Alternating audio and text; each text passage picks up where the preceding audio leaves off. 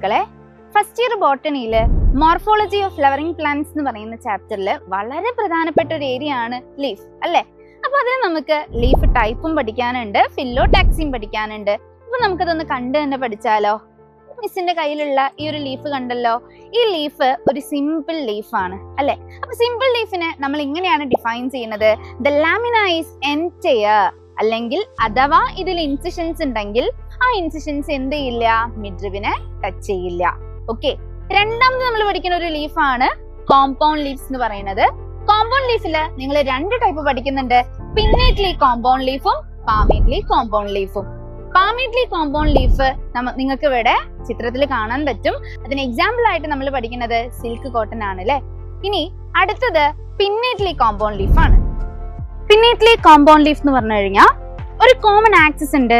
Common ആക്സിസിനെ നമ്മൾ റാക്സിസ് എന്നാണ് വിളിക്കുക.